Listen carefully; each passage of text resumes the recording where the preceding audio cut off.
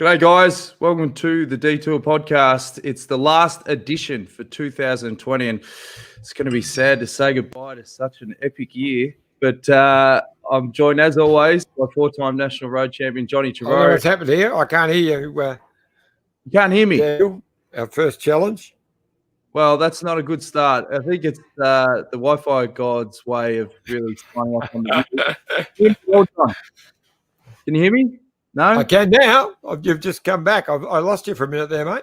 I was going to say, are we really going to finish the show where you can't hear me and I'll just kick you off and go solo? But we've got two amazing guests, so I could have made it work. What can you say about our next two guests to finish off 2020? Well, two of the greatest legends of Australian cycling, one on the bike and one on and off the bike. And we've got Cadel Evans, who was our number one greatest cyclist, Tour de France winner, world champion, and everyone knows that all about that record. And then we've got Scotty Sunderland, who had a fantastic racing career, one of the longest pro careers of any of our bikies over all those years, and look, with a lot of challenges, a lot of terrible injuries, but also has now become one of the main men in cycling. He's race director of the Cadel Evans Great Ocean Road race, two boys on together, but he's also the race director of the Flanders Classics, so all the great Flanders Classics, including the big one, the Ronda Tour of Flanders. So it'd be great to talk to him about all of those things. So looking forward to chatting to the two boys. Well, they join us both live from Europe. Welcome, fellas. Merry Christmas. Happy New Year. I'll start with you, Cadel. How was your Christmas period, mate? Very good, thanks. Merry Christmas to everyone there as well. Happy New Year, what's going to be coming soon. But Christmas for me was quiet, of course, just close family. Here in Europe, we're coming back to right back in the middle of another COVID old pandemic thing. So it's just I've got my family in sort of a voluntary lockdown at the moment. We're just enjoying being at home and enjoying each other's company. We have two boys under the age of 2, so boredom at home does not happen. And Scotty, you were saying off air that there's a 4-person bubble limit in Belgium. This must cause some fights among family as to who gets the golden ticket. Yeah, it is a bit like that. I mean, all my family's back in Australia, so that sort of makes that one pretty easy for us. And with my wife, sort of stuck to the bubble. You know, she's got 2 sisters and a mother, and we just sort of said, no, we just need to stick to our bubble, and that's what we've done. And one of our sons is back in Australia, fortunately for him, with his girlfriend. They're living up in Brisbane, trying to kick off his videography and film directing career. But so we just got one teenage son under the roof with us, and if he's not on the PlayStation, then we're just sitting around and enjoying good food and wine and good Belgian beers. How did you go the Christmas off season? Were you one of those disciplined riders that would watch what you ate on Christmas Day? Yeah, I used to watch a lot of what I ate because I ate a lot and drank a lot as well. So I was never as serious as these two blokes, that's for sure. But I had a great Christmas this year where I think we had 25 round for lunch with 12 grandkids and kids and all of that. So a great day. No, we didn't have to worry about any bubbles here. What about you, Cadel? When you were in your cycling career, were you really disciplined on Christmas Day, or was it the one day where you said, that's all right, I can have extra pav and just let your hair down?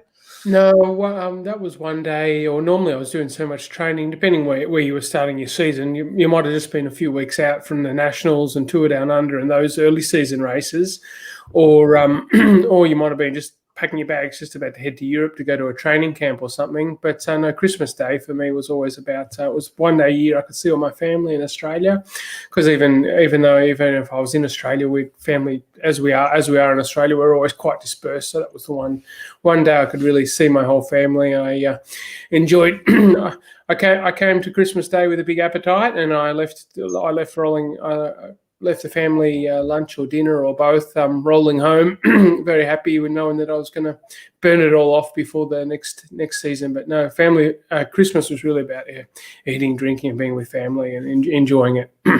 Scotty, we've had a few riders on this program talking about their different approaches to off seasons. Ween Dog's a classic. He doesn't touch the pedals for 4 weeks. He has as many beers as he wants. When he starts training again, he goes really hard. How did you approach the off season as a rider? I sort of done my off season a little bit through the season as well, because when I ever took a break, I didn't not enjoy luxuries of having some good wine and beer and the chocolates and stuff. So I was always able to manage that. So I sort of just kept a bit of an eye every now and again. I just sort of do a reality check on the Fridays, check the weight to make sure I wasn't blowing out too much. But mate, try and have those few weeks off the bike completely, just get the head right and do some other stuff that you always want to do. You sort of look forward to during the year, whether it's going surfing or motorbike riding or whatever you end up doing, whatever rings your bell. And then, but just enjoy some beers and some party time, let the hair down a bit, as they say, and just try and get the head fresh again before you kick off for the new year. Yeah, now you guys, normally you'd be over here now having a little bit of Christmas cheer and getting ready for the Cadel Evans Great Ocean Road Race in just about 6 weeks' time. And of course, with the pandemic and everything, it's not going to happen in 2021. So I'd just like to get both your thoughts on how tough that must be for you. Either or, Scott, shall I start? Of course, sure. One thing. John, you're meant to say Cadel or you're meant to say Scott. Not just leave it open. Just a future reference. Oh, I said. Take it away, Cadel. I said Scott, but I spoke over the top of him. No, I just said.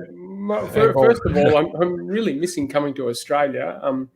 And so's my Stefania, and then going on to the race. Of course, I'll let Scott speak more about this, and of course, we're disappointed not to have the race. But at the same time, I'm also a little bit looking at how hard the sacrifices Melburnians have made and Australia's made, and the great progress that Melbourne and Australia has made against the whole pandemic and where you are now. I'm also of the feeling now's just not quite the time to be taking risks with bringing in a lot of overseas visitors and so on. So I'm a little bit. I'm very disappointed, of course, not to have the race and the ride, but at the same time, we've got to look at the health and the economy, and I think getting the unemployment line down in Australia and getting the children's education programs back to normal as soon as possible are probably the biggest priorities in the country right now.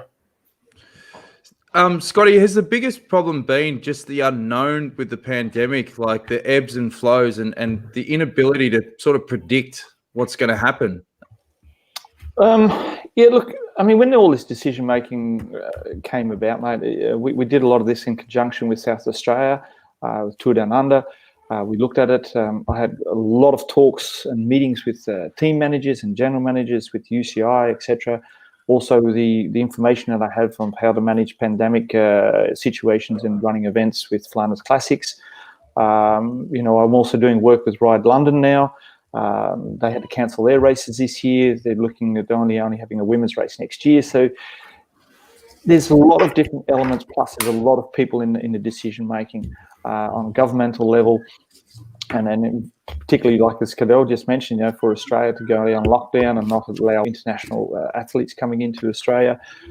This all is warranted, and I think for Australia and then the border controls and managing the COVID in Australia for everybody, it's a wise decision. But I tell you, it was a long decision. I mean, we started already, this moment that it kicked off in March, we're already on all the different case scenarios. Visit Victoria's event team led by Damien de Bowen. We're trying to look at all case scenarios. So got in a risk assessor, Hotomoto, to assess all the situations for us. Once again, talking to all the stakeholders and stuff. So it's a big decision to be made, and it all came to a head when it did, in conjunction with South Australia, and mainly with the athletes and the team saying, look, we find it also too risky to come out in the end of it. They didn't want to do the quarantine that was required, 2 weeks, with the potential having to do quarantine on the way back. So that would lead anywhere up to 3 to 4 weeks for them in quarantine just alone. So that's not a great way to start the season, although they love being in Australia and they want to be in Australia. It just came down to it, mate, the COVID on so many different levels and elements to it that led to the decision being made that the events wouldn't run. You see what's happening with Tour Down Under, and they've transformed it into a festival of cycling. There's a lot more sort of NRS stuff. Was there ever a plan to sort of do something similar for the Cadel race, Scotty? We had a look at it, and a thing that we sort of have in Victoria and Melbourne is Victoria has a lot of big events. You see it with the tennis, Formula One, etc., etc. So then to do something NRS, we did have a look at it, the viability of it. We're having 2 one-day races, so you can look at it 2 ways. It is easier to run those 2 one-day races, but is it worthwhile to do it in the cost-effective way as well? And is it what the athletes want? At that point, when we made the decision not to go ahead with the race, we sort of hadn't looked further down the road of doing an NRS event. And the decision was made from government level that they wouldn't be going ahead to do that. The Herald Sun Tour had already said that they would not be running in 2020. So the summer of cycling there was getting a little bit diluted on being able to create something for January into February. So unfortunately, it just didn't quite happen for us. And at that point, South Australia, when they made the decision to go into doing an NRS type event, Festival of Cycling, they were in a better position. Whereas Melbourne and Victoria were in a lot tougher lockdown position there. So it just wasn't a positive time to say, no, look, we're not doing the Cadel Evans Grosjean Road Race with the professionals coming out, but we're going to do an NRS one. It's just the time, it's just a question of time. Like I said, mate, there's a lot of elements in the decision-making and a lot of people involved. And landed where we landed, unfortunately. Scotty, you missed the big one. They also had to cancel the Bay Crits. Oh, sorry, mate. Sorry. Yeah. Well, the Formula One's still going ahead, so at least we'll have one event in Melbourne. No, what amazes me in all this process, and anyone who's involved in nearly anything in COVID, is anything that requires a decision in advance, and even if it's just booking your family holiday or something, never alone booking flights for hundreds of cyclists to come out from Europe. You're making a decision 3, 4, 5 months out. 5 months from now, who knows what's going to happen? We don't even know what's happening here in Europe next week or the week after. So it's that it comes down to that where you make a decision at the time what you're sure is going to happen, which isn't much, and then in 3 months' time, 5 months' time, whatever direction this whole thing takes, it takes, and then 5 months later you find out whether you made the right decision or not. Just on the decision-making process, just for the viewers, how does that work? Is it like, do you have a board and you're going on a Zoom chat? Who makes that call?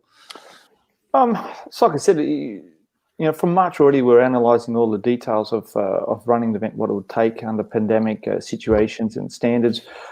We had a lot of information coming to us from Flanders Classics, for example, running the events that we did here under the pandemic, which more or less become no public, as you see with Tour of Flanders and Gent-Wevelgem and all the other races. There was practically no public on the roads, unless it passed in front of your doorway. You weren't allowed to come and watch, spectate. Tour de France and the Tour of Italy, Tour of Spain run successful events. That was with a little bit more public in one way, but there was a lot of learnings that we could take away also from them.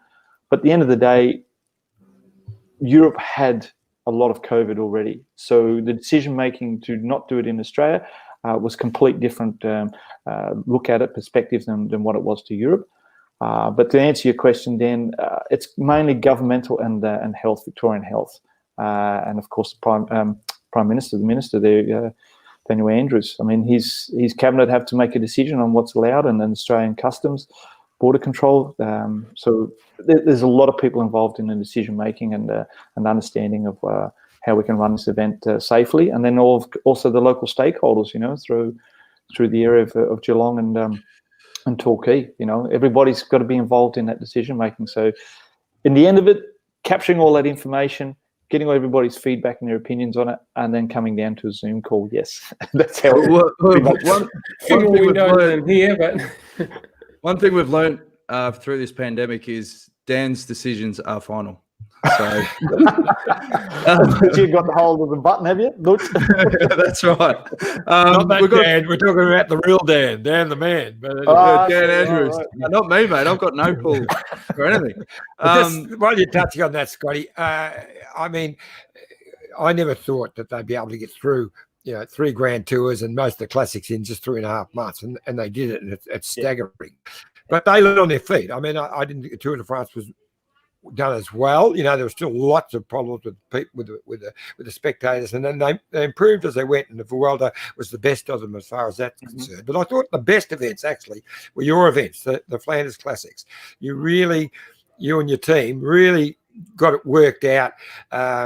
You made sure the people weren't invited along on the roads, and you ran it as a TV special. And the Tour of Flanders was a brilliant event. So I thought, you would have learned a lot from that.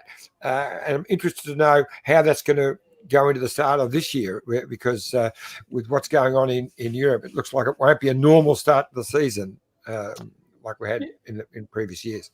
You are right. There's a couple of questions there, or points. One of them is, it was to become a broadcast product, and it's what's happening with the cyclocross now.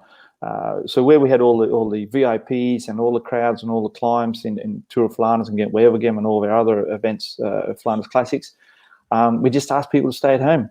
We had one of the best broadcasts. We had extra cameras in there. We had extra flyover cameras. You would have seen all the images.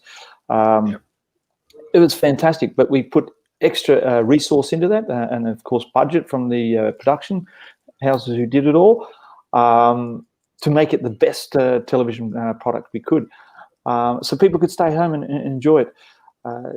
Then when we looked at, it's a bit the same with what's happening with the cyclocross. We talked about it just earlier. Normally there's always all these beer tents and VIPs, and it's a whole ground. It's like a concert ground where the course is on it, and everybody pays to come in to watch the race. It's just a TV product, but people are watching at home. Thank God that it's on television. We can watch at home, because that's about the only thing I've got to look forward to every day during the lockdown, is to watch the cyclocross. These blokes run around in the mud. And then we did get a lot of takeaways on how we could do this in Australia from all of that, John. But the thing is, it's also public perception. While we had COVID was on a different level here in Europe, and we were battling all the ways to be able to manage it, from country to country, and Europe as a whole, Australia was in a complete different position. And what Daniel Andrews was striving for was to eliminate the COVID, or at least get it to the point where it's a 1% within the state or under. That was their goal. That was the narrative, and everybody had to pull a line. And look at it now. You guys are able to enjoy the summer and Christmas and New Year together, still with COVID in mind, of course, but you're able to do that. We're just in a different situation, different landscape. I still feel that we're doing a lot better than what they are in America, in the US, but we're on a different level compared to Australia. And that's, as much as we feel isolated in Australia with being on an island, that's been a godsend for managing COVID during these times. So it's been a tough one, John. It's you have to look at each element of it on its own, and manage in that way. But I tell you, what we have done this year with Visit Victoria, with Damien DeBowen and his team, and how Brendan McClements, who's the CEO of Visit Victoria, have managed all of this. There's some great learnings and takeaways. So from always, when you have challenges in this way, what you learn and that to go forward, that will now become incremental in our road book on how we're going to manage the Cadel Evans Road Race in the future. We've got a few fan comments coming in. Keep them coming on YouTube and Facebook. Portia Griffiths, she says, I'm loving holidays, waiting for beer o'clock. Great stuff, Portia. Bradley Higgins says, g'day for Wendy May Abbott. So that's Wendy Superfan and himself at Bendigo Christmas Track Carnival. Karen Jones gets a good plug in there. Sad not to have Cadel's race for 2021. We will make sure that the Melbourne to Warney showcases the beautiful Great Ocean Road race until it returns in 2022. Carolyn also says, big decision, right decision, health and safety of the riders first. And we've got a question for you, Cadel, from Doug Robinson. He says, what are your thoughts on virtual racing? Any chance of a virtual Cadel Evans race? I would definitely watch. Virtual racing. Wi-Fi doesn't arrive into my gym, so I'm not involved in it. That's my own personal experience with virtual racing. I don't do much of it. It's something of the many things discussed. Scott will probably back me up here, but it's something, of course, that we discussed. Personally, I'm a little bit. It's the Great Ocean Road Race. We want to be out there on the Great Ocean Road, or let's just wait till next year. That's my own opinion. But Scott, going to the virtual racing, maybe you'd be able to give a better answer to me than this. Yeah, look, we looked into that. I mean, same again, Flanders Classics, we had experience with it when Tour of Flanders got called off pretty much 2 weeks prior to the event. We quickly scrambled. The CEO of Flanders Classics was able to get a couple of deals done. We had a virtual race with all the big hitters from Belgium being part of it, mainly because of the lockdown, and it was so new back on the first weekend of April. And yeah, so from that, we looked at it, did a wide scope of who were the players in virtual racing and so forth. So once again, within the team at Visa Victoria Events, looked at all, ascertained, what could happen, what would, what the needs are, what the requirements are of doing it. At the end of it, we didn't go ahead with it, and it's a little bit like what Cadel has said. It's the Great Ocean Road Race, and we weren't able to quite capture what we wanted to have here. So we just felt the product was, while it was okay, was not great. And that's sort of what the terminology we tend to use. It's a Great Ocean Road Race. We want great. We don't want to do okay. So we pulled the pin on it. But it doesn't mean that virtual racing, and particularly E-Series, which we've seen that's been launched with the UCI now. To be honest, Flanders Classics is doing it at the moment, where you can race the Puttersberg, one of the famous climbs of the Tour of Flanders. So it is existing, and there is event organisers who are looking at doing this sort of thing in the future. And I think ASO Tour de France and RCS Tour of Italy will be looking at doing other things like this in the future, just as a bit of a strategic backup and plan B in case COVID or anything else that comes along in the future does torpedo your event. Iffy? Yeah. More look.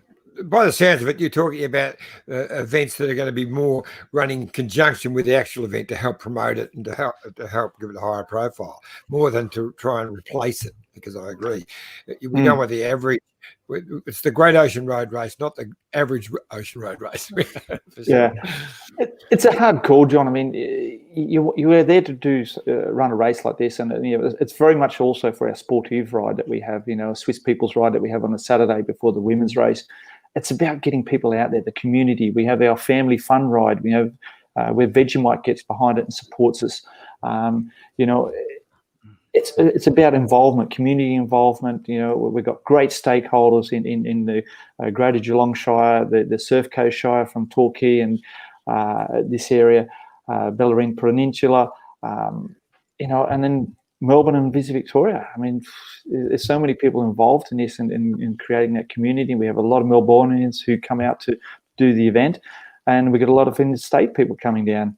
And we just felt doing something like this, it's as you say, John, it can complement, or it's a side dish, but it's not the main dish. And the main dish is the great that we want, and it's creating greatness. And Cadel's been able to do that through his career, and we've been able to now do this in the bike race. And with the Great Ocean Road at our doorstep, that's just seems to fit. That's part of the fabric of it. Cadel, is one of the benefits of the pandemic been such a huge uptake in people, wanting to cycle? I mean, you can't get a bloody bike in Australia unless you go to bikeexchange.com. But are you finding that in Europe, like a lot more people are cycling now? Yeah. Oh, of course. I'm not working for the Great Ocean Road Race. I'm involved in the bike industry through BMC, and it's been one of the, if there is something positive to take out of this situation, I'd like to think there's more than just people taking up cycling. But I think, sales of bicycles worldwide has just been fantastic, and I think that's for a lot of reasons. One of the things I hope we take out of this disaster is that we just have a better perspective on life and what's important in life, and whether that's health and well-being. So looking after ourselves and each other. but also there's also this whole aspect where people are scared to take the train, particularly in Europe, where a lot of people use public transport. At least you can, with an e-bike, you can take you're pretty safe riding an e-bike in terms of COVID and so on. Was when you get on a bus or something, I still see a lot of the buses here quite full, but for so many different reasons, people have taken up cycling. I hope they continue, and that's like you said, one of the good things that have come out of all of this disaster. Hey, John, we were at a function a couple of weeks ago, and the chief executive of the Amy Gillett Foundation spoke, Dan Knepp, about what they're doing now, if you're talking about rider safety, and it was fascinating to hear his take on what they're going to be doing moving forward with one of the initiatives with truck drivers, Iffy. Yes, well, that was great. It was about they're educating truck drivers. They're actually getting them, putting them on bikes, and getting them to ride along in the traffic, and they suddenly get a different awareness of what it's like. So they picked out just some random truckies, some rough old tough truckies in their blue Aussie singlets, and put them there, and they went from hating cyclists to understanding it a lot more, and they've used that data. But the other thing, there was a couple of blokes who spoke at that breakfast, and we actually went for a ride beforehand. Breakfast. Oh, you didn't do it, Dan. That's right. You sat back and had coffees, but I rode. I was networking. You were networking, right? But it was really interesting to hear them talking about how they're developing more cycle paths, or even putting temporary ones in for the moment, taking traffic lanes out because more and more people are wanting to ride to work now. They don't want to get on a train. They don't want to take the car. They want to ride to work. So it's really taking off. So it was interesting to hear all the different aspects of what they're doing to try and make that happen. It is happening here a lot in the cities too, as well, Dan. The whole thing about electric bikes and having fold-up bikes and a lot of money has been invested into cycleways and bike paths because of this. As Cadel said, the figures are through the roof with bike sales. So if there's more bikes, you need to have more roads and pathways. But also here in Europe, a lot of cities are coming down to where you either have to have a hybrid car or full electric car to come into the cities in the future. So I'm talking about in the next 5 years. So if this is happening, that means there's going to be more bike paths created. All the existing roads will be more bike friendly.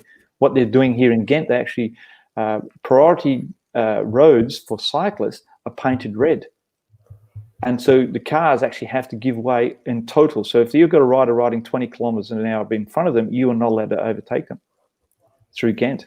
It's a big university town, so most of the people are riding bike or have a bike, and even in bad weather. So there is a mindset change, and the COVID pandemic has brought on, accelerated this for a lot of big cities and areas around Europe. More feedback's coming in, guys. We've got one from Nick Fiona Lee. Hey, good decision on the call to cancel the race. Thank you so much for the best organised ride in Australia. Absolutely love your event. We'll definitely ride this event when you hold this event next time. I saw you firsthand how Cadel gets involved with the children in the Vegemite ride. Awesome work. And John, turn your phone off. How many times did I tell you, mate? Now, before we want to go back to the origins of the Cadel Evans Great Ocean Road Race. Before we do, Johnny, we better give a quick plug to some of the sponsors. Michelin Wines, you're in the Gambia at the moment.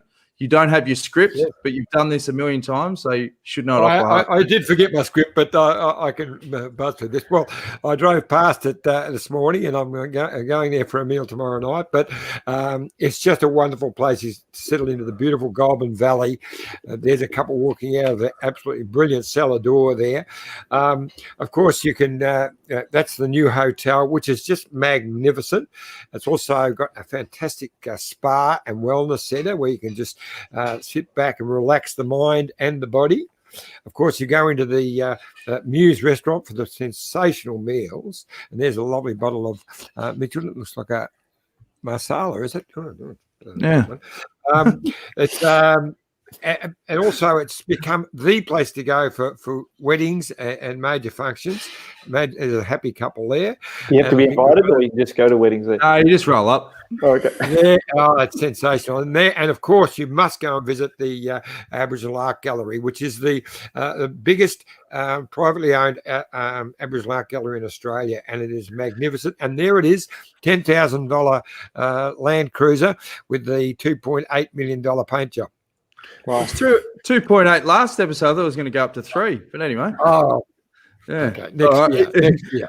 Here's a quick word for our mates at Bike Exchange. Then we're going to ask about the origins of the Great Ocean Road Race. Look at this bike. You think it's just a bike, right? But it's not. It's a bike 374 people are looking at. This guy, this girl, them, all looking at it. People from here, there, and wherever this is. People that are looking for a bike. Or just a piece of it. Amateurs, semi-amateurs, and pro-amateurs. This guy wants this bike, but with this crank and these bars. This could be the perfect match. But not this one. This girl has a bike to sell, and thousands of people might purchase it. Eyes on Bikes help grow small businesses. His, hers, yours, and the latest data and insights help those businesses keep moving. We are the world's #1 bike marketplace, with over 500,000 products and 900 brands, where buyers and sellers are brought together in a place where a bike is never just a bike. Bike Exchange, where the world buys, sells, learns, and rides. Now, when we go back to the origins of the Great Ocean Road Race, before we start, you guys were on the opposite sides of the fence at that classic Tour de France battle in 2008. Obviously, Scotty, you were with CSC with Carlos Sastre and Cadel. Sorry to dig up some old memories, but Scotty, what was your takeaways from that race? Because Carlos was not a backed favourite by any stretch that year. It's funny because I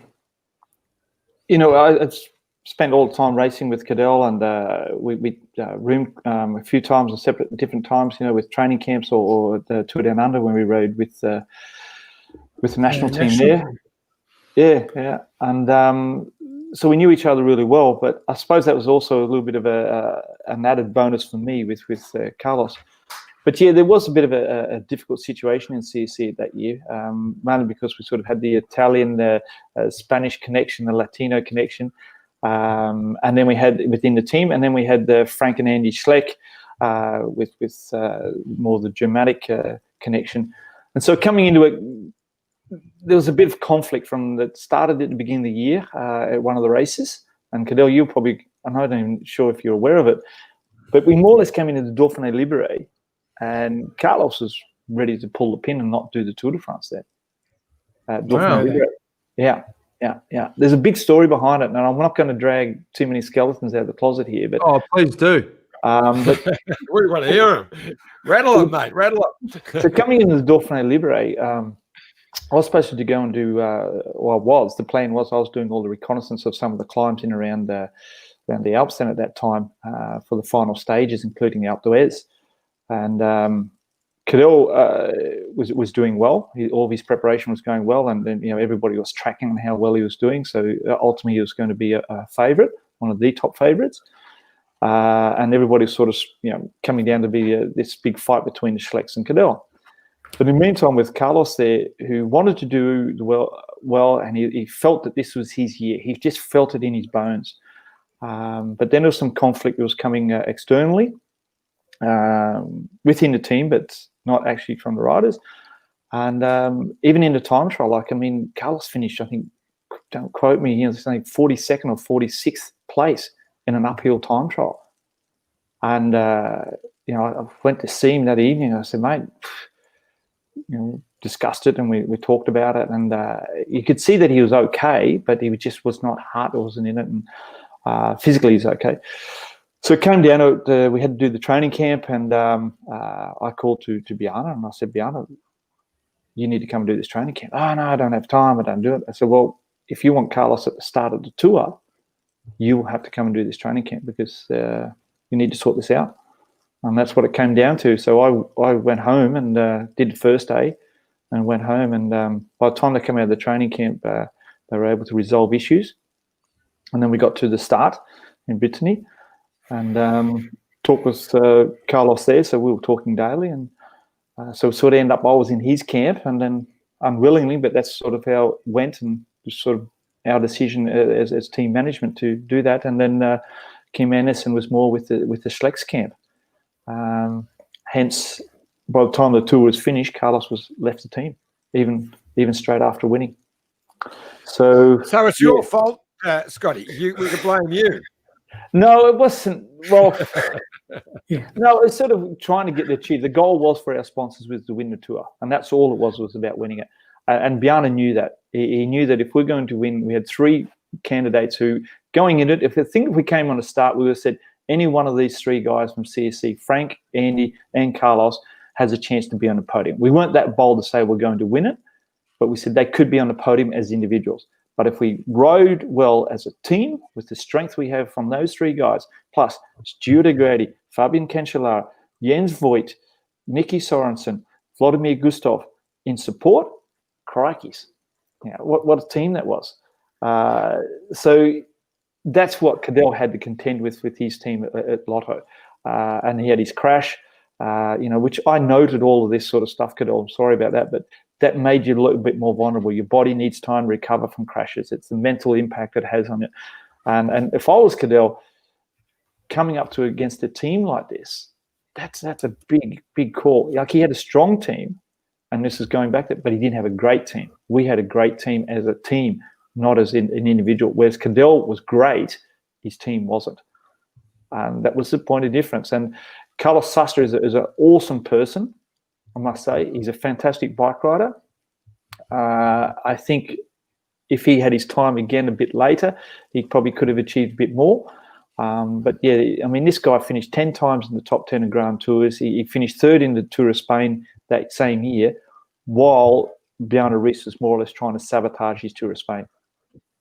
I remember, there's so many stories there, guys, but it's not the time and place for it. It's probably over another chat. But yeah, it was quite amazing tour. So unfortunately, Cadel, sorry that you didn't win that tour, but yeah, we got what we needed out of it. Well, I reckon that if COVID hit in 2008, Cadel, you would have won that race by about 10 minutes.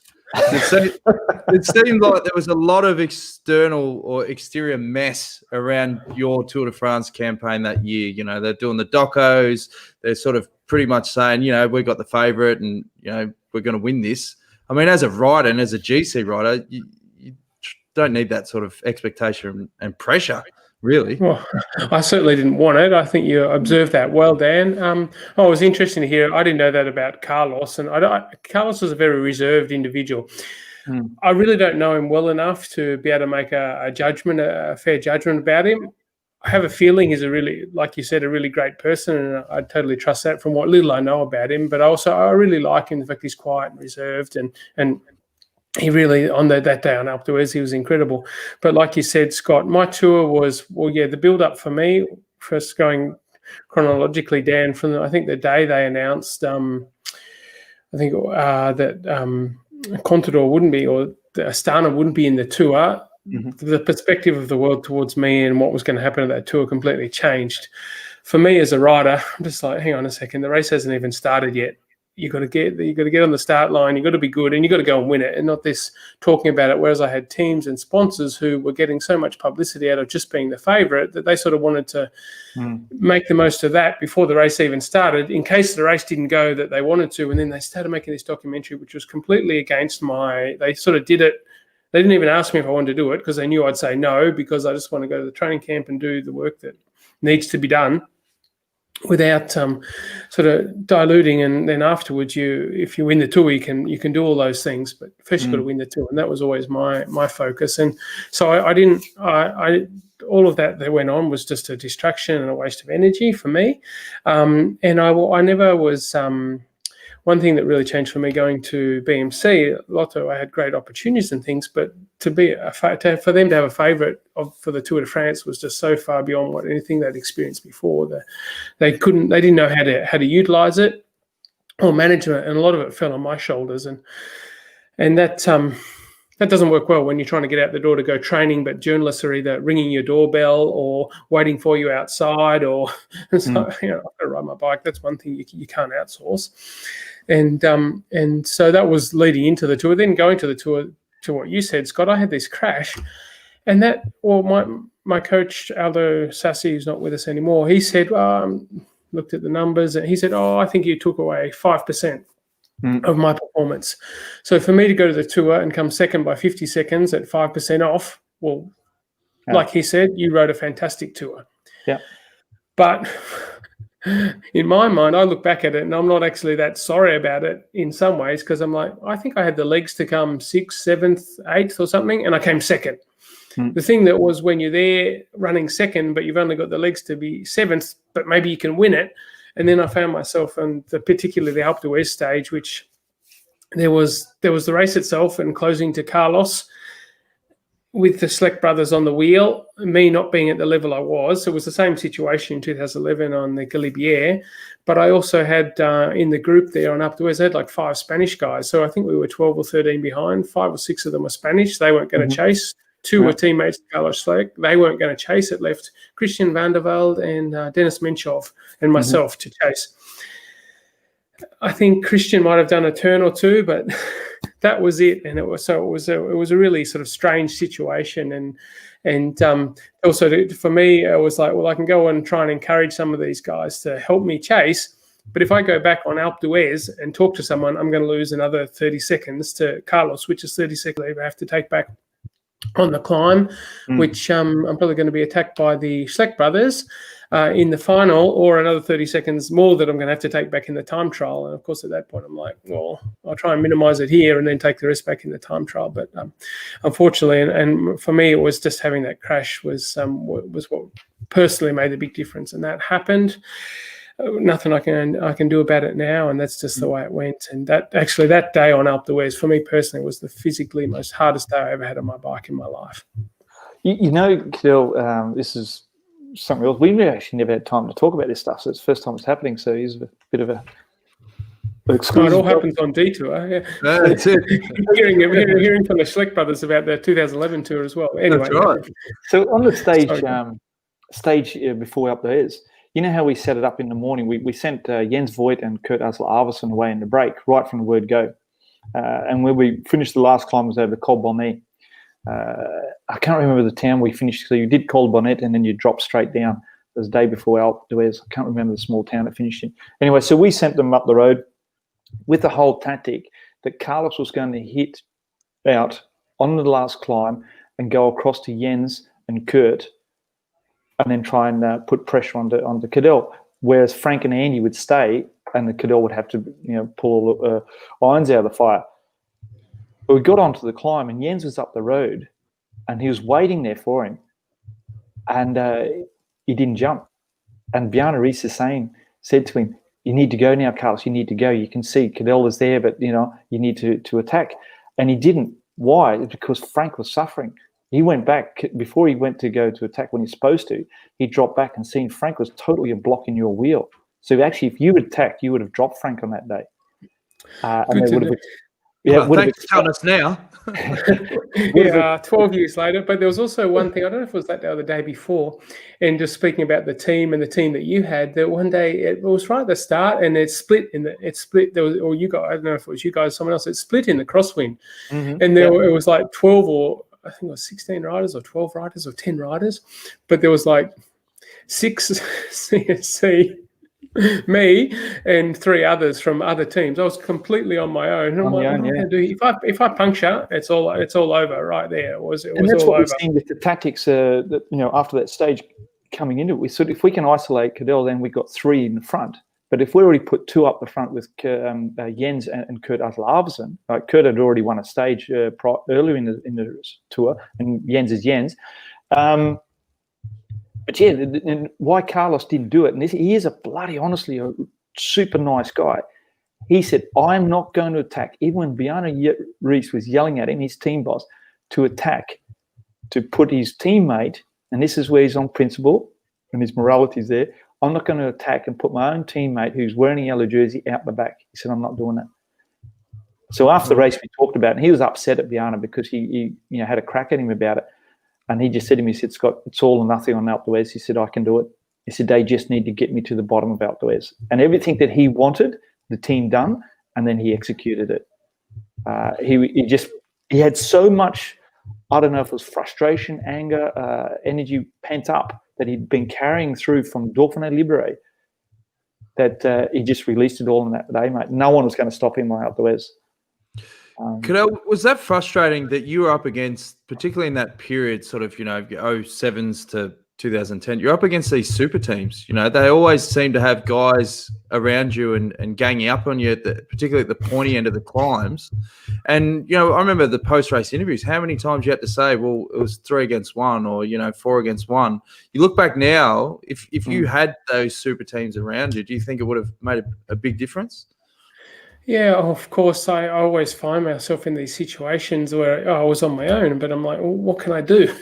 I'm here. I'll do what I can, but that's where. It's funny in those moments because I was for years I was sort of touted in the European press as the guy that doesn't attack, but also when there's 3 of them and 1 of me, I'm like, well, what am I going to do when I get caught? I can attack, and one of them they're going to sacrifice 1 to bring him back, and then they're going to have 2 to. I'm like, well, I'm just going to sit here and wait, and that's where it went through. But that was also the part of. A couple of things in my career when I went to Lotto, my team hadn't given me chances to race, and I just wanted the opportunity to race in the big races again. And this is going back to 2005. I finally got to start the Tour. I wasn't even selected in my previous team for that. I wasn't even selected for the Tour de France as a rider. So just to do the big races and race at the front was one thing. One thing with Lotto was all of a sudden, we can get points here, we can get points there. And all of a sudden they're getting all these World Tour points, or the Pro Tour was back then, Pro Tour points at all these races that they never even had a presence at. But then they get to the Tour, but now you got to do something at the Tour or get points or finish in the top 10. But then first it was the top 10, then it was the top 5, then it was the podium, then it was win. But I'm like, yeah, okay. But when you've got the yellow jersey at the Tour, you can't just ask the other teams to ride, and that's where you need a strong team. And that's where I just remember we were having one day, and the team, I had to start jumping in breakaways because we didn't have a team just to keep control the start of the race and let a break that suited us go away, because we didn't even have the team to do that. And there at that point, I'm sort of like, well, I've done my job. I'll make a bold statement here, guys, for you. If Cadel had support of a team Ineos, I reckon he'd have 3 Tour de France's under his belt. Yeah, I agree. And that's an easy estimation. But also going on in that period, so one other small detail in this, I was also at a point until 2008, I wasn't considered a favourite for a Tour. Let's remember, I'm Australian. There was an Australian team. And when you have a Belgian team or a Spanish team or a French team, normally the sponsors, much better to have a rider who can maybe do, say, this happened with me and even in Lotto with Van der Broek. They were better to come in the first 5 and have a go at the KOM jersey with him than they were with an Australian getting on the podium. And it would have been the same for the Spanish team or a French team. They're better to have a Spanish rider go in the first 3 or 5 than put everything onto an Australian rider. And I was sort of like, well, what can I do? There wasn't a big team, or every big team had someone already that they banked on, whether it was a Spanish team with Valverde or a French team with a French hope, or maybe I could have had a chance at a French team, but then also the teams at that time, they weren't really strong. And then so the fact with Lotto, I could go to a team, they had faith in me, which in 2005 no one in professional cycling did. Funny that we speak about 2008, because that day after Alpe d'Huez, Lotto didn't have any faith in me either. But anyway, and just these opportunities that come, but then it's not about the sporting performance that you've done. It's where then you try and choose the right team, and you're making a decision for years down the track, a bit like we're doing about whether we run the race or not. But the opportunities just weren't there because a lot of the teams didn't believe in me.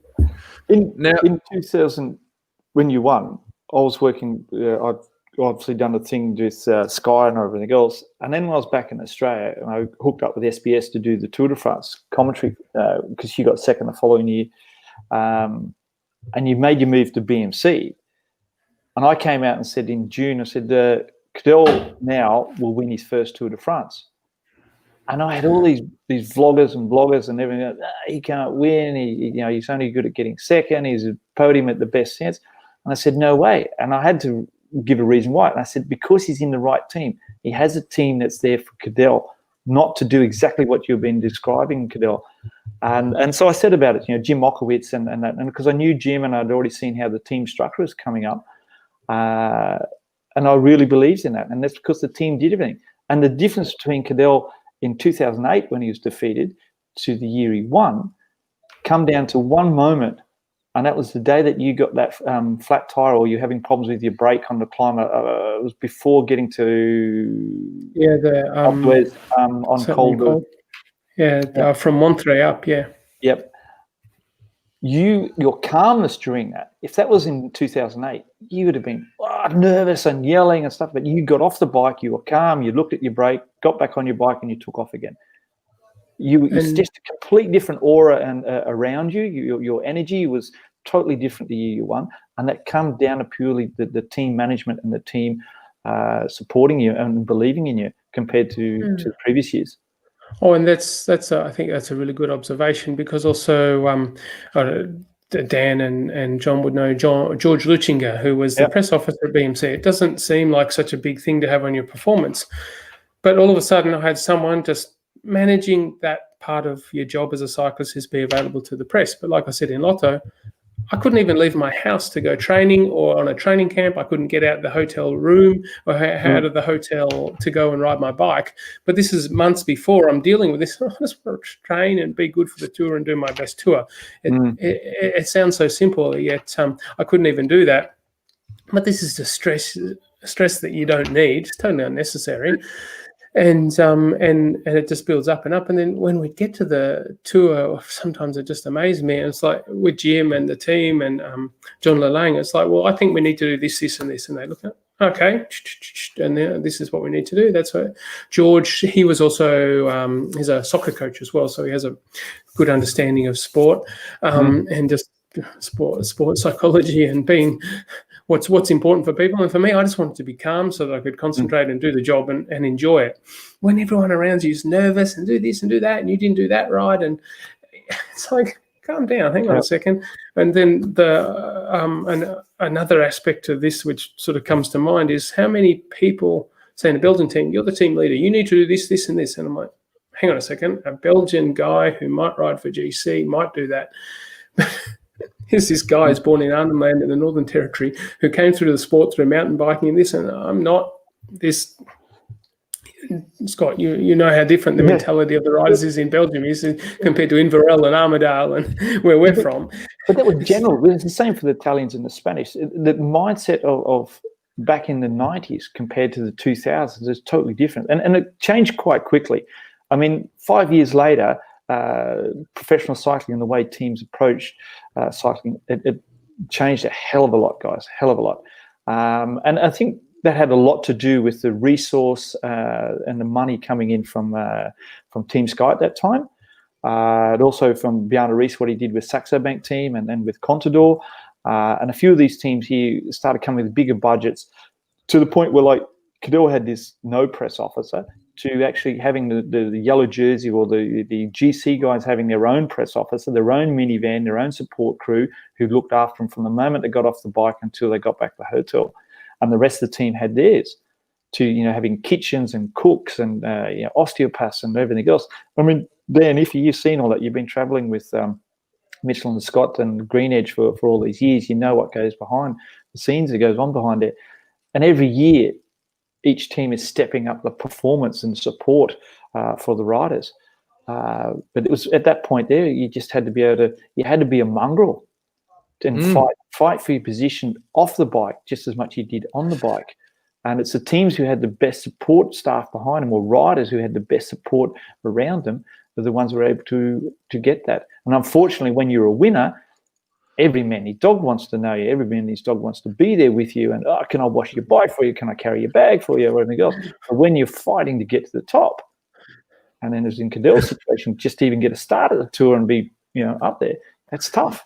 You know, the other factor that added that element of chaos in that 2008 tour, Cadel, was Serge, because your press officer had no idea. So we're asking, can we get an interview with Cadel? And he's like, I don't know, It might be at the bus or, you go to the hotel. And we're like, mate, just tell us where to be. Whereas George, he would go, be here this time. You get one question. I'll do it in order. SBS first and fourth. So you just know what's going on. Yeah. And then with the chaos Serge, I remember him putting Scotty McGrory into the rose bushes.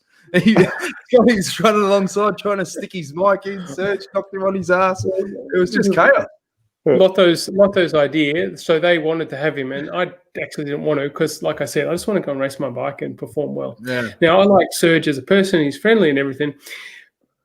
But I think Lotto's true motive behind that was, well, maybe if we don't win the tour, let's make sure we attract some attention. And so that was just this thing. And it's just like, hang on, are we about winning the tour or attracting attention? I was about winning the tour. If you win the tour, you're going to get the publicity and everything you need, and that's not going to be a problem. But they did all these things against my wishes. Of course, I get the blame afterwards. Oh, you wanted this and you want that. And the first thing I sat down with my first meeting I had with Jim Ockwick's, but why do you want a bodyguard? Why do you want this? Why do you want that? And I'm like, no, I don't want any of that. All I want to do is race my bike and do the best I can for my team. He's like, oh, really? Yeah. Oh, I think we can help you out then. I'm like, oh, that's all I want. And that was when it happened. Funnily enough, this was the Saturday before the Sunday in Mendrisio, 2009. Johnny? Just going to say that it was great listening to what you're saying, Scotty, about, he didn't have the right team. But even in 2011 when you won the tour, and the team was all for you and they did a really good job, when it came down to it, the 2 days you won the tour, which is the Gillibie and then up to West, you had to do it on your own anyway. It was you, Cadel, that won that tour. That was 2 amazing days, and there was no team around to help you then. But his team is in the race, though, John, and there's a team support from the management. That whole thing. And it's every essence, and it's true to people booking your tickets and everything the whole year. So you run up to the tour, to that point, your training camps, having someone who's booking your travel, taking that stress away. And you have to think of it, and that's why I say same for the classics. And it doesn't matter what you're doing. Every amount of energy that you're losing through stress or worry or trying to fix things outside of riding your bike is lost. Yeah. And when you're coming down to like those days you just mentioned about them being on the Gillibie and the Alpe d'Huez, Cadel still had that energy in the tank, the fuel in the tank to do it on his own because he'd been brought to there by his team. Whereas when he was with Lotto, like he just mentioned, he had to do all his press stuff. He had no press officer. He was already empty before he got there. And then throw in a crash. So it's all accumulated. Find myself to the bottom of the climbs to the front as well. Whereas the big thing, we didn't have guys in the mountains, but we were really good on the flat at BMC. So it's like when we were in the cobbles or getting to the bottom of the climb or in the crosswinds or in the finishes, George was always there taking me through. And it was just like relatively, it was just a breeze. It was like, it wasn't being on holiday, but this is easy. Behind George, across the finish line, avoid the crashes. Oh, here's George Luchinger. Okay, do we have any press things to do? 100, 50, 2. Okay, all right, let's go now. Good job, boys. Let's go and have some dinner. Easy, actually, guys. Keep your elbows out because you might get squashed. Don't let anyone stand on your bike because they'll break it and they might not have bought a spare. And just a fight. Now, Cadel, on paper, you are Australia's greatest ever cyclist. You're a Tour de France winner. But I can't help but feel sorry for you for the amount of shit that you've had to put up with. And we had Simon Clark on this show only 2 weeks ago, and he told us a story about the Worlds. Now, even your World Championship victory, you had to go on your own because, the night before they wanted to ride for Gero. And, this was a course that was your bread and butter, and you're coming off the back of a super Tour of Spain that you should have won as well if it wasn't for that bloody neutral spare arsehole. But anyway, even your World Championship. I've still got a bit of a chip on my shoulder about that one and maybe one or two other points in my career, but anyway. Well, it's time to just rinse all that, mate. This is therapy. So, but even your Worlds, mate, like you look back at that and there's another example of where you really had to sort of go it alone. Yeah, in the thing, and it's interesting, this touches a little bit on what Scott was saying about Carlos as well and the stress he was dealing with. And it's amazing what goes on behind the scenes to get there. And what amazed me of the really good, the top riders, there's ones who win and the ones who win the big races, but there's the really, really good ones, the amount of stress that they go through. Contador, 2009 Tour de France, before he won on the Verbier. He's going back and getting his own water bottles because he didn't trust any of Lance's buddies to bring him water bottles and things like this. Like this is a guy, and he's like the mental toughness required to do this. It's like, and people ask, oh, who do you think in your career and stuff? And of course, I had great coaches, Damien Grandi, Aldo Sassi. I had some really great people to work with where they gave me advice or just someone to speak to and reflect ideas on. But I sort of have to say sometimes, I'm glad I back myself because it's just incredible. And I say this is in anything we're trying to achieve in any facet in life, I think. It's amazing how many people tell you that you can't do it, that you're shit, that you'll never do it. It's just incredible. And I'm sort of glad I believed in myself and not them. Well, it definitely took some swingers for the Worlds, but that was obviously a course that you knew that you had good legs and, you weren't going to take anything but a victory that day. Oh, I'd been thinking about that race for a long time, and I think I saw 2008 going back to that tour. So I think it was after the time trial against Carlos. There was just a complete change in everyone in the team. I was with the Lotto team. There was just a complete change, day and night.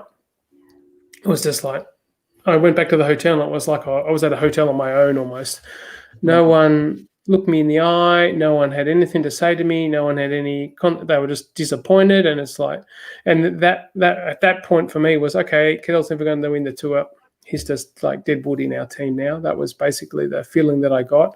And then when I was planning my racing and trying to get ready for the next year, I did all the work that required to do the tour. But I knew in November, I had a friend from school ask me, "Oh, the tour and that, how's it going?"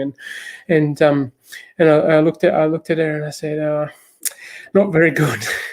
And this was in November 2008, going forwards to 2009 tour, because I could just see with the time trial, they had no inclination to do any work for the team time trial. So, okay, I'm going to concede 2.5 minutes there already. 2.5 minutes to Contador. Here I am. I've just lost the tour twice by less than a minute.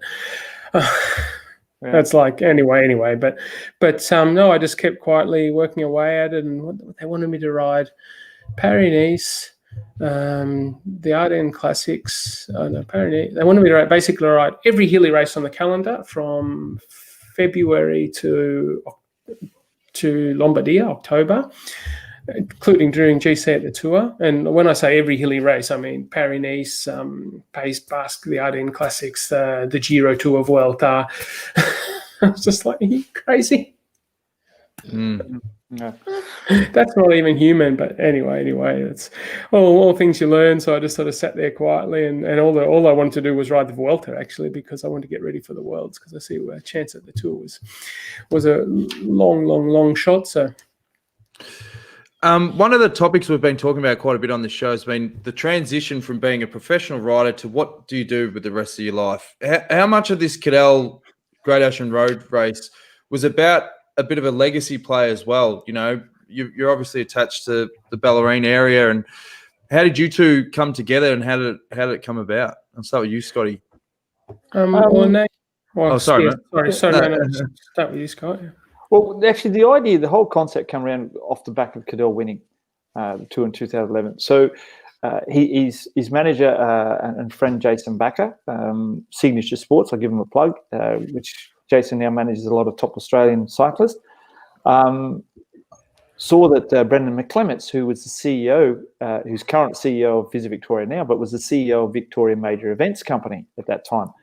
So he saw him there, and everybody's euphoric. He went over and he said to him, "Now's the time for a race in Australia for Cadel in Victoria." He said, "Let's talk."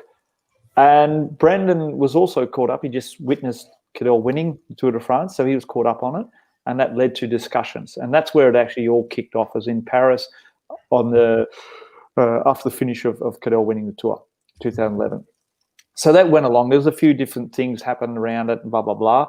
But finally, it got legs, and Victorian Major Events said yes. The board said yes. Let's get behind it and let's do this race and recreate a legacy for Cadel Evans. And then it was searching for the location. So that's sort of Cadel was involved in those discussions afterwards, and I come in just after that. So we actually didn't really talk about it till it was actually signed off, and there was actually going to happen from a government level that there was going to be funding for this event. So that meant you picked a date, perfect date, straight after Tour Down Under, which just made sense. And you would think that they would have been excited for you to do that, so the two events could work together, share some costs. Exactly. I don't think it worked that way right at the start. I don't think that was exactly the feeling coming from across the border at the start.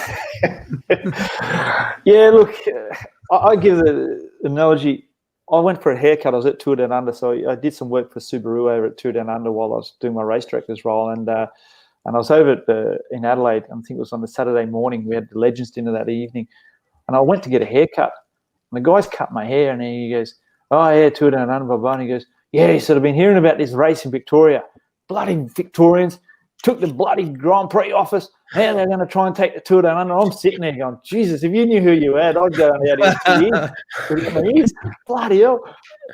But it's so entrenched there. So, yes, it was quite a little bit of animosity towards Victoria and particularly Melbourne. I mean, it happened so many years ago with the Grand Prix, blah, blah, blah. And there's all these other things. But, yeah, and it took a while, John. I think the breakthrough for me with them is that actually – I ended up being in a bar, which you happen to do in Tour Down Under, and I think you've know the bar I'm talking about. And there's quite a few journalists who hang out there, and I think, Dan, you might have even been there that night. Hilton Lobby? Yeah, Kyle, yeah. What's the bar there in the corner? Whatever. So we ended up here. We had Bermuda Triangle.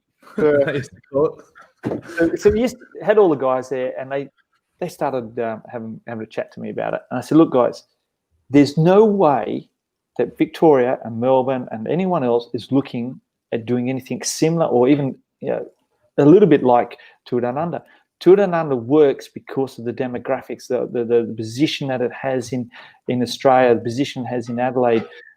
Just the whole model works here. You cannot even replicate that in Australia or anywhere else in Australia, let alone in the world. It just would not work. I think you'd even struggle in California to do this. So it only works here. But we don't want to do this. Don't you get that? That's not what we're about. We're creating another legacy. So something completely different, what we want to do. But we can work perfectly well together alongside one another.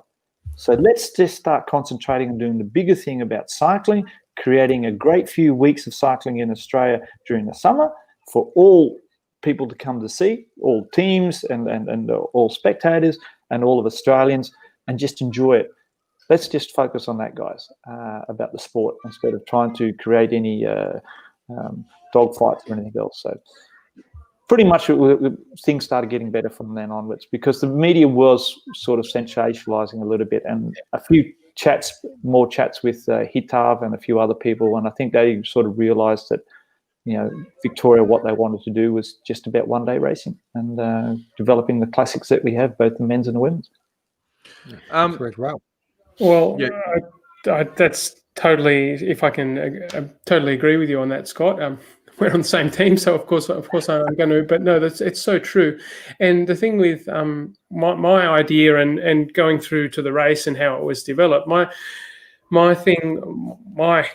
biggest, I think, important. Correct me if I'm wrong, Scott. Was the timing, the place in the calendar the race had to take, and the format of the race. With not so much the format, the laps, the distance, and so on. That's Scott's area of expertise, but more the having the women's race, having a public ride, and involving the community. Because I was looking at, of course, we've got the elite level cycling and the World Tour, but cycling's bigger than just the World Tour. I want it to be beyond just the World Tour, and that was my biggest thing there. And funnily enough, speaking about the discussions I totally agree. Where Tour Down Under is a fantastic race, and Tour Down Under only works in Adelaide. That's even if Melbourne wanted to steal it, and going like using the California reference, I think California tried to do something they did, and they ran out of money because you know how much it cost to close down the Golden Gate Bridge. I rode across in the Tour of California across the Golden Gate Bridge, and it was incredible. Melbourne would be a little bit like that, to have that happen. And it's just cycling's just not a sport that I think can command that right now. Maybe in 20 years' time or something, or for the World Championships in 2010 or something, that might be the case. But it's not going to work, and you could have it out in the Yarra Valley. But anyway, it's not going to work. But we don't want it. That's great. Tour Down Under is great for that. One day race. It's perfect for Melbourne and what we want, and it just fits in perfectly with the demographics and the location and everything. And I had the same discussion about, we're not trying to steal the race. We want a race that fits in. And I was trying to think on the bigger picture of the World Tour teams, the travel that they have to do, preparing for the rest of their season and so on. And I had this discussion with, I was doing an event, a different event out at a wind power station with Jay Weatherall, actually. And I had this same discussion with him. We want to work with you to make your Tour Down Under is better, our race is better. Let's have the international cycling season start in Australia, and that was always my goal. So. It seems like it's a common issue among cycling as a whole. You know, you're constantly battling for turf, you know, and that's why they're sort of struggling with events and teams getting revenue streams and all that sort of stuff. Do you think, hopefully on the back of COVID, that is an opportunity to almost bring the sport together a little bit more? Because it's like, well, you need to rearrange your perspectives a bit here, guys, because we keep fighting, you know, for your own turf.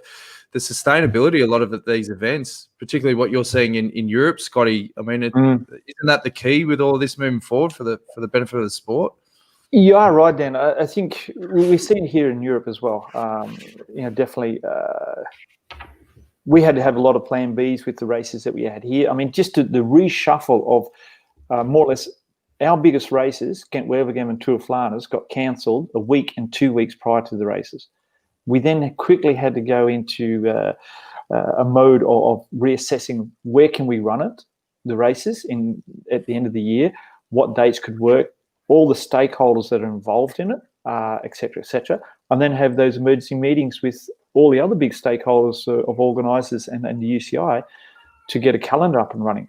I think the UCI on that part have done an amazing job, but they need really a big pat on the back to be able to get 2020 up and running. And David Lepartien, his willingness to work with everybody and bringing everybody together was huge. So yes, it's a big job, and I think it actually has strengthened cycling here on a world level, and for sure on a European level. But I also feel that you are right, on the Australian level, conversations and dialogue has probably opened up a little bit more. And I think that sense of feeling that we need to work together has definitely been highlighted, and people starting to really realise how important it is for us to work as a country for representing cycling, not just on our own individual states and areas, and even organisers. So I would love to have a bigger talk around the table with all the organisers and stakeholders. And I think Damien de Bowen, to his credit, tried to initiate that a few years ago in creating Australia's Summer of Cycling, which now stands with just Victoria as the Summer of Cycling. Few people didn't see that as an opportunity, which I think that, you know, Damien did see the bigger picture. I mean, this is someone who's done the A-League before and made the A-League successful. I think that, yeah, that's where we need to get to, Dan, is you know, having one summer of cycling in Australia, and that will ensure success and something that everybody wants to be part of, the riders, the teams, and the public. Iffy? Yeah, the biggest challenge is the actual major events corporations in each state. They're traditionally always trying to outdo the other, you know, and that's never going to really change. That's what it's about. You know, the Sydney-Melbourne thing will always be there. You know, they're trying to make a horse race bigger than the Melbourne Cup up there. It's never going to happen. But so that's the bigger challenge is the states. It's really a testament to the work you guys have done, Scotty, with South Australia. That remembering that the Tour Down Under is their biggest event. I mean, that is their Melbourne Cup. You know, so and they were really concerned about the crowds from Victoria not coming over to Adelaide. They'll stay and watch that race. They'll see and it hasn't turned out that way. You know, people still love to go to Adelaide and watch it. So yeah, it's been a fantastic over the last 3 years, especially the last 2 years, how you've worked with them to settle it all down. And it makes sense. I mean, you're sharing huge dollars. The riders come out. It halves the cost in a lot of areas. Yeah, you are right though. I've been to every year that we've run the event, the Cadel Evans Grocery Road Race. I've been in Adelaide too, as well, for the Tour Down Under. I love it there. I raced the inaugural Tour Down Under as a professional. I competed in I don't know how many, including with Mick Rogers the year he won as his teammate, with Cadel as his teammate, you know, and then with my different teams. And then I've been the sports director there with Stewie and the boys. And then, you know, in my role as race director now. So I've enjoyed many years of Tour Down Under. And I could say, probably not close friends, but I'm definitely a friend of Mike Turtle. I see him as a friend. Stewie and I have got a lot of history together. And everybody who works at Tour Down Under within South Australian government, and in Hitaf is a lovely person, her whole crew. It's just like you say, it's the states and the competition there, and yes, Tour Down Under is the biggest sporting event in South Australia, I'd say, and Cadel Evans Grosjean Road Race and Cycling, because of Melbourne is, you know, the events capital of the world, has been in the top 3 for many years. They have many great events. So, yeah, we've got quite a bit of competition within our own state, let alone anywhere else in Australia, as far as running a big race. Well, it's been a fascinating chat, guys. I mean, we could talk for 2.5 hours, particularly if we go back to the old Tour de France days and the battles with bloody security guards and the likes. But before we let you go, it's obviously been a crazy year, but the racing's been pretty sensational. I'll start with you, Cadel. What's been the standout ride or moment for you from 2020? There's been a couple, hasn't there? It's been, that's put me on the spot here. There's been so many good ones. I have to say, of course, we all appreciated how much more we miss cycling. And like Scott says now, watching cyclocross, I packed the family up, kids and all, got in the van, drove down to Tuscany, and we went and rode the Strada Bianca before the pros came through, watched that. First time I've been a spectator at a bike race for a while. I think I'm a big fan of Primoz Roglic, and watching him in the Tour was you know, I liked him. I expected him to win, but seeing him Pogacar just come out, I'm still today just trying to believe that incredible ride. That was probably one of the most amazing. For me, probably the standout moment. I didn't enjoy it because it was Primoz getting beaten, the guy who I went to see win the Tour, but that was probably the biggest standout moment for me of the 2020 racing year. You must have been impressed with his sportsmanship, Primoz. Like he seems like a really genuine guy, particularly those scenes when he was congratulating Pogacar. You know, you've been there. You know what it's like, that feeling when you lose the Tour on a penultimate day. It must be gut-wrenching. Yeah. Gut wrenching, yeah. That's a much better description. Gut wrenching, but Primoz is like we said, of a person of great character. I have a great deal of respect for him for that, not just the rider he is, but the person he is as well. But he took it. He'll have another chance again. And but anyway, Scott, I'm interested to hear your opinion as well. When COVID first hit, the pandemic at the beginning of the year, and I was talking to a couple of journalists because the Flanders Classic's being cancelled and all the races and stuff, and they said to me, "Oh, what do you see now happening with it?" I said, "Well, my thought was on it that it's an opportunity for the younger riders to really step up." And Cadel, you can vouch for this. The older riders are so fixed in doing it a certain way in approaching the season. So the season approach. So if you're getting ready for the classics, it starts in October, November. If you're getting ready for the Tour, it starts straight after you break. You're already thinking about from the moment the announcement of the Tour courses is done in November in Paris. That's when you go into that mode fully. So there's an opportunity. The chaos within the cycling and the program give opportunity to younger riders, because younger riders are able to peak a lot quicker and hold form normally over a shorter period of time, although Wout van Aert has totally killed that theory. But yeah, so what you're predominantly seeing is all younger generation. It's this totally new generation. Roglic is probably one of the older ones who is able to still win. So that's the big thing, as I said, and just hats off to all of those guys. All these young kids just come in there, and you know what they've done? They're just throwing the power meters away. They've just raced with heart and soul and guts, and that's what was been the best. So to all these young kids, they're all stars and they're legends in the making. And I think the Giro is the perfect example of that between Jai, and that was. If he is one of the highlights for you, Alan Piper and his connection with the Primos ride and how open he was, particularly on the morning of the final day of the tour. Well, like I say, the podcast we did with Alan, virtually, straight after the time trial, it was the highlight for me, in that the raw emotion, and he fessed up about all of his stuff and his battles with cancer and the way he went through the year. That was a highlight for me.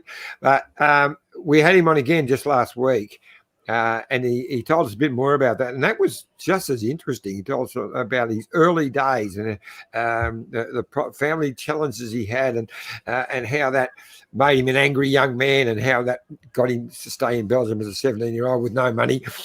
How he spat on one rider at the finish of a junior race because he'd taken all the preems and he didn't have any money to buy bloody dinner. That was pretty amazing. But the actual highlight for me, road race wise, I think it might have been the Tour of Flanders, the Ronde. I just thought, there were three favourites for the race, and I don't know if this has ever happened before, and those three favourites ended up being out front and going to race it out, except for our mate touching down. And then, those two guys, there'd be only, a couple of centimetres between them at the finish, Van der Poel and Van Aert. Wow, what a pair. So for me, that was probably the highlight race. Yeah, for me, I was trying to be unbiased, but yeah, to have these two guys have been racing neck to neck together since they were juniors, and still see this happening today, and we've winter and summer all year long. That's amazing. All right. Well, I think that's winding the clock down, boys. It's been a fascinating chat. I do have one quick question for you, Scotty, because I was going to actually talk a little bit about your earlier career, but we didn't get time for that because you had a great career. But I saw a wonderful podcast with a mate of mine did with you only a month or so ago, Ed Hood. Ed, you got Pez. He's a good bloke. Yeah. For a Scotsman, and in that I didn't realise it because I remember at the time, 98 Amstel Gold, you got knocked over by one of the team managers who was your ex team boss, Case Preem. I remember racing against Case. He was a buddy. We won't go into that, but the fact that court case is still going on. That's 2000. That was 1998. It's now 2000. About to be 2001. When's it going to finish? 21. Yeah. Hopefully this year, mate. Well, this year, 2020? No. No, 21. Yeah, 21. Hopefully, yeah. Oh, there's a bigger story to that, though, too, mate. So some things here. But, yeah, Belgian law and a court is quite different. I mean, if it had probably happened in Australia or the US, it would have been done and dusted within 6 months, particularly with things that's all captured on video, and particularly his denial of everything. So anyway, it's still going on. But what a way to finish the chat off with a real curly question about a 20-year legal battle. Great stuff, John. Great stuff, mate. All right. But as I said, I'm going to have beer now.